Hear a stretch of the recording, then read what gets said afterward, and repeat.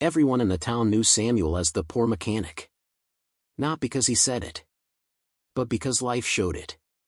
His workshop was a rusted shed by the roadside. One broken lift. One old toolbox. Grease permanently stained into his hands. He fixed cars people had already given up on, because no one else would do it cheaply. One rainy evening, as Samuel closed his shop, he noticed a man collapsed near the drainage ditch. Well-dressed. Shoes ruined. Breathing shallow. People walked past. Drunk, someone muttered. Not our problem, another said. Samuel hesitated. He had barely made enough that day to buy food for himself. Still, he knelt down. The man's skin was cold. His lips were pale. Samuel felt panic rise in his chest. "Sir," Samuel whispered. "Can you hear me?" The man's eyes fluttered open for a second. "Help me," he breathed. That was enough. Samuel lifted the stranger onto his shoulder and carried him, not to a hospital he couldn't afford, but to his own small room behind the workshop. That night, Samuel gave the stranger water. Then his dinner. Then his blanket. Days turned into weeks. The man couldn't walk. Couldn't remember much. Barely spoke. Samuel fed him. Cleaned his wounds. Gave him dignity, quietly, without asking questions. The town laughed. "You're wasting food on a dying man," they said. Samuel only replied, "If he were my brother, I'd pray someone would do the same." What Samuel didn't know was this. The man he saved wasn't meant to survive. And the kindness shown in that broken workshop was about to return in a way that would shake the entire town. The stranger stayed. Not for one night. Not for 1 week. 4 months. Samuel built a thin mattress from old foam and cardboard.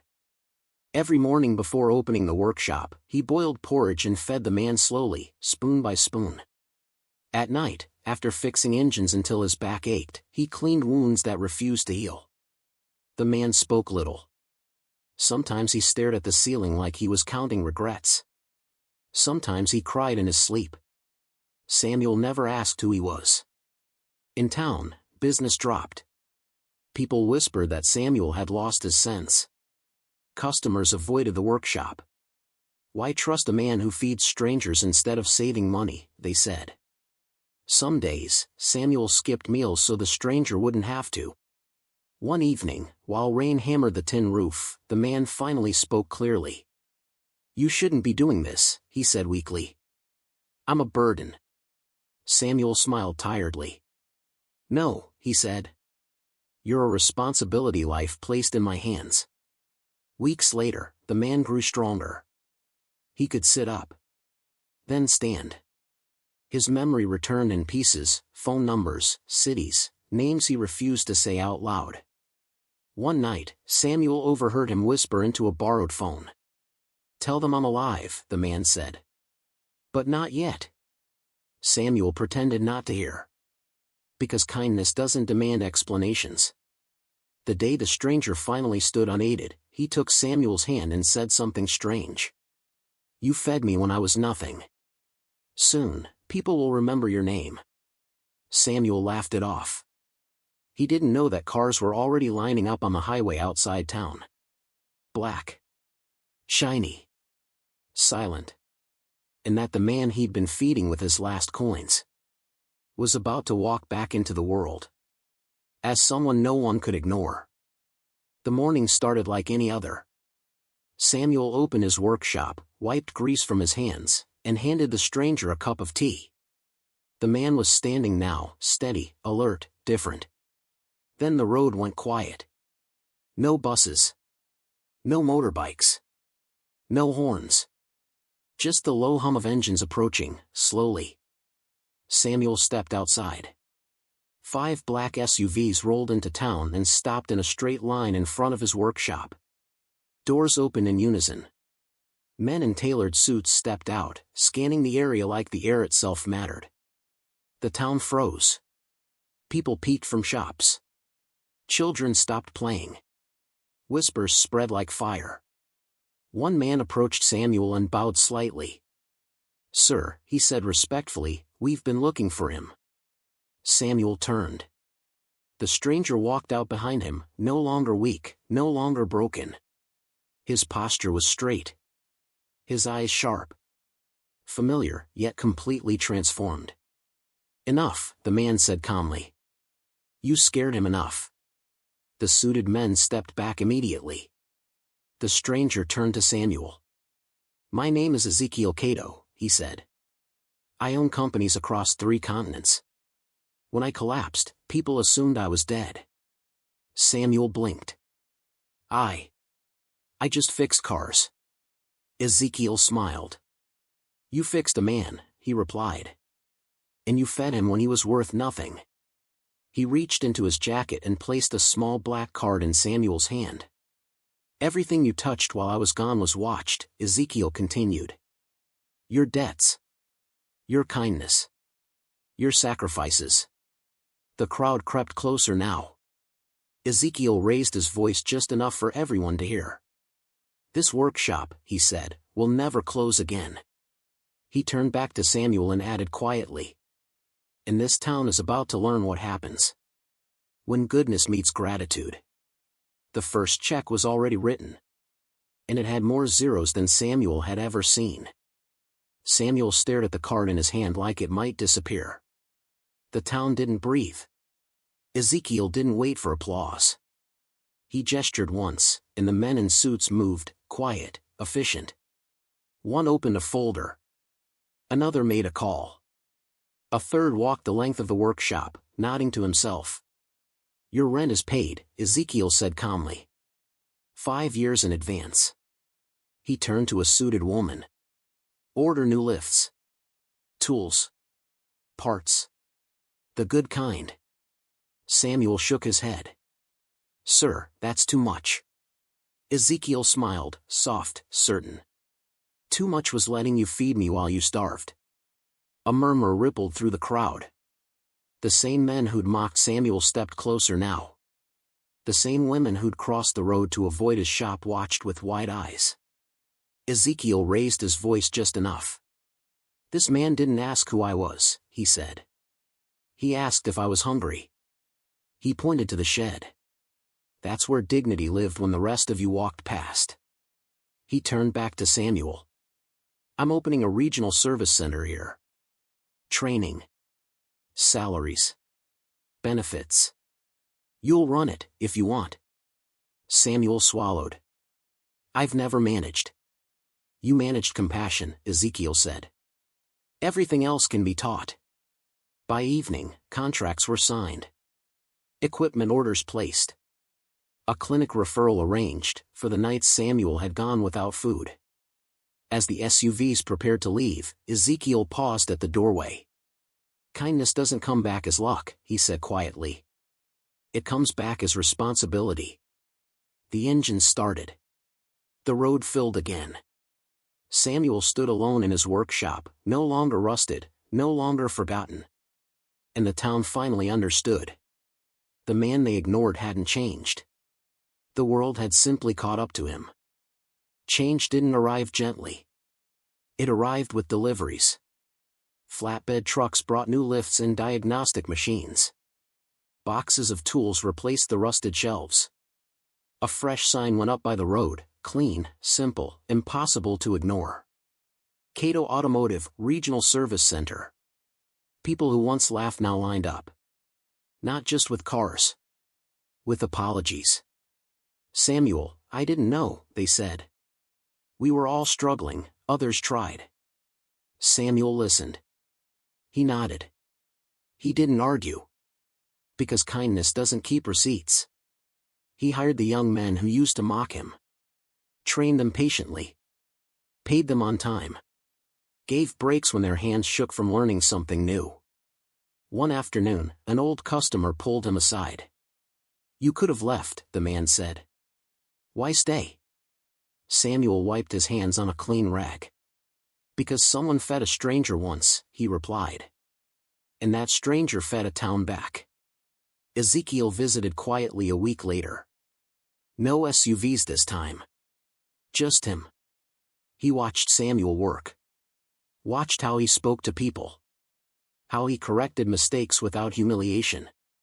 "You didn't change," Ezekiel said. "Power usually does that." Samuel smiled. "Hunger taught me what matters." By the end of the month, the town had jobs. Training programs. A small clinic sponsored by the service center. Kids walked home safer at night. The same people who ignored the dying man now told the story proudly. As if they'd always been part of it. Samuel didn't correct them. But he didn't forget. Because the greatest test of kindness isn't how it's rewarded. It's how it's remembered. And the final lesson was still coming. The offer came quietly. Ezekiel called Samuel into the new office one evening after closing. The lights were off in the workshop, the town unusually calm. "I want you to come with me," Ezekiel said. "Head operations in the city. Triple the pay. Housing. Security." Samuel didn't answer right away. This was the dream people thought he should want. Escape. Status. Distance from the place that once laughed at him. "I need time," Samuel said. That night, he walked the town. Past the clinic where a child slept without fever. Past the workshop where young men learned skills instead of excuses. Past the ditch where he'd found a dying stranger months ago. The next morning, Samuel gave Ezekiel his answer. "I'll help you build," he said. "But I won't leave." Ezekiel studied him, then nodded slowly. "Then we'll build here." The decision spread faster than any rumor. Investments followed. Suppliers committed. Training scholarships opened. The town changed, not because money arrived, but because someone stayed. A reporter asked Samuel how it felt to go from poor mechanic to director. Samuel wiped his hands and said simply, "I was never poor. I just didn't have cash." And with that, the lesson settled in. Kindness isn't a ladder you climb out on. It's a foundation you build others on. One chapter remained. Not about money. Not about power. About the man Samuel chose to remain. Even when the world finally noticed him. The next time Ezekiel came, he didn't arrive as a benefactor. He arrived as a student. Samuel noticed it in small ways. Ezekiel asked questions instead of giving orders. Listened longer. Watched how Samuel handled mistakes, with patience, not pride. One afternoon, a young mechanic accidentally damaged an engine block. The room went silent, waiting for anger. Samuel took a breath. "Good," he said.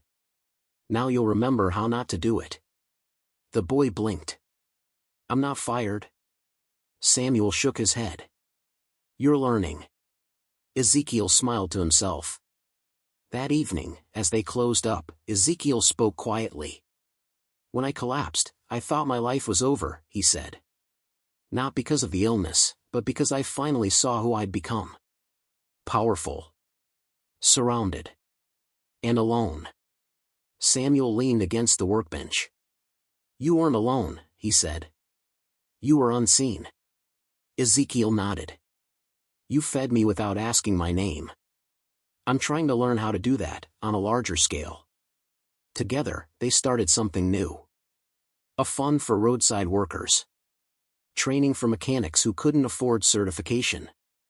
Emergency meals for anyone found in trouble along the highway. No press release.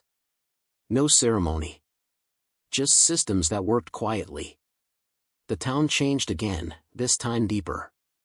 People stopped waiting for handouts and started offering help. The young mechanics mentored the next group. The clinic stayed open late.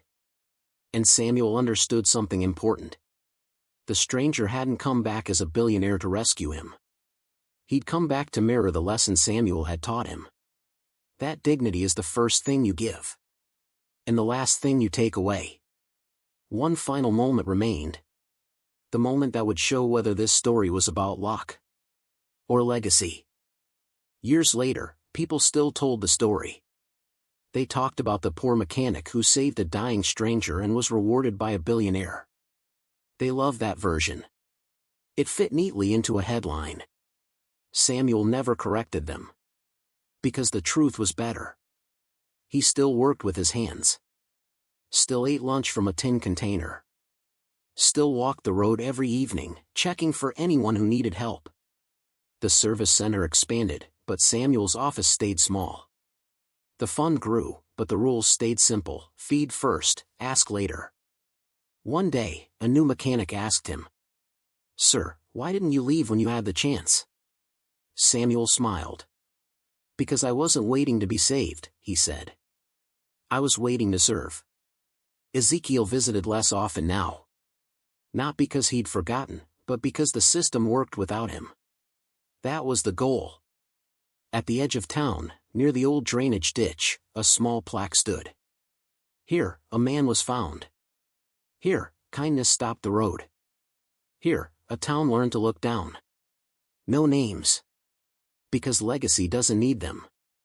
The lesson traveled farther than money ever could. You don't save people to be rewarded. You save them because one day, someone may save the world. The same way you saved a stranger. And that's what Samuel did. Not with wealth, but with humanity.